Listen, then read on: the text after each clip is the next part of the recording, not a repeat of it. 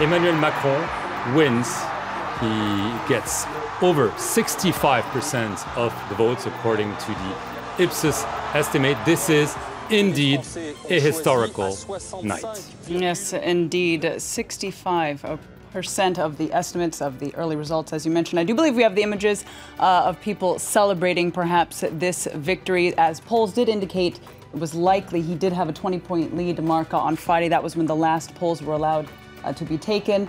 But it's actually higher than what we saw indicated. Yes, on Friday. It's a 30% margin, and obviously we're seeing images of French flags being waved in the plaza in the Louvre, where the Emmanuel Macron supporters have gathered. We're maybe going to listen, and then we're going to head straight to Claire Williams, who's probably in the middle of this joyful crowd. Obviously, this is much better than expected for Emmanuel Macron. He's winning with a comfortable 30% margin over Marine Le Pen. Claire, are you with us?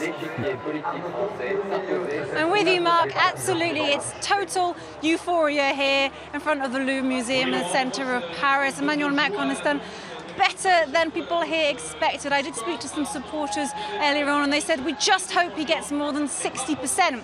He's got 65%. He's got well over that 60% benchmark. In the last 2 weeks, he did slip down at one point to around 58% in the polls, but now he's got that 65%. So total euphoria in the crowd. As you can see behind me, they're still manically waving their flags. People are absolutely delighted here. And Claire, when can we expect then to hear from Emmanuel Macron?